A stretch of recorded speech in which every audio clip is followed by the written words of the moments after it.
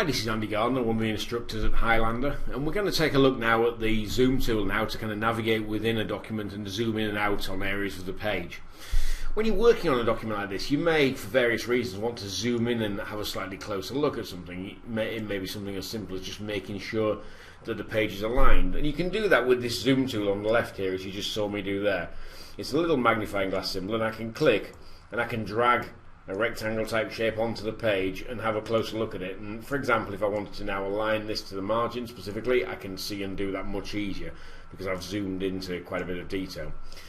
The other way I can use that zoom tool, rather than actually dragging a rectangle around something, is simply to click on an area of the page, and it will then zoom in and magnify the area I'm clicking on and center that for me.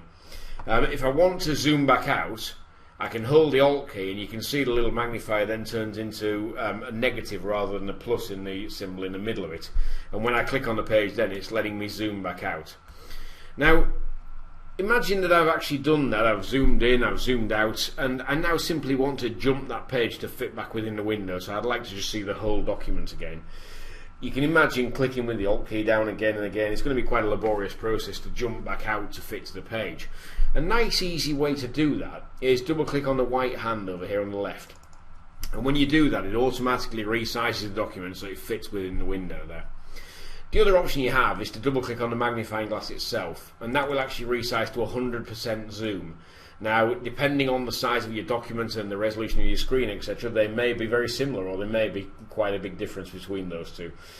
This is 100% zoom here. If I double click the white hand to fit to page, it actually comes out at a 50% zoom on there. So it does depend, as I say, on the size of the document and the screen resolution.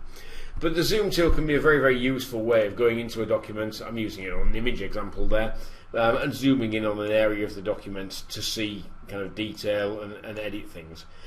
It is worth mentioning on this example, I'm zooming in on an image there, and we're seeing a lot of pixelation on the image.